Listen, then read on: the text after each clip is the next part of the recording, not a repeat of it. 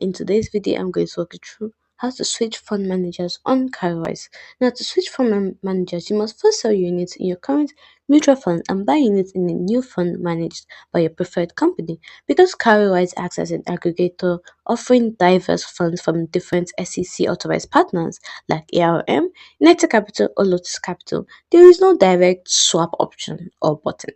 The entire migration plan the entire migration process is completed inside the app by routing your money through your stash, which is the Cowrywise digital wallet. So first of all, you have to sell your current mutual funds units. Once you're done with that, you then purchase units from your new chosen fund manager. Don't forget to purchase the units or to sell is right here. You click invest. You can invest in NG stocks, Naira mutual funds, or dollar mutual funds, anyone you want. So once you've invested, you bought unit from the new chosen fund manager, that means you have already switched fund manager.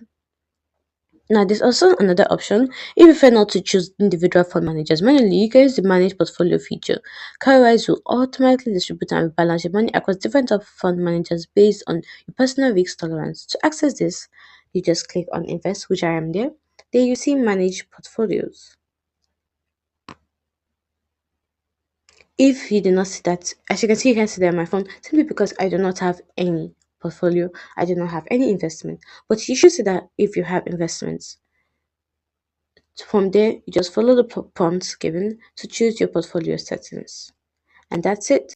Also generate a exact breakdown of your estimated returns or see how to use the automated Cowrywise interest tool. There is an automated Cowrywise interest tool that can help you just do this entire calculation without having to do it manually by yourself.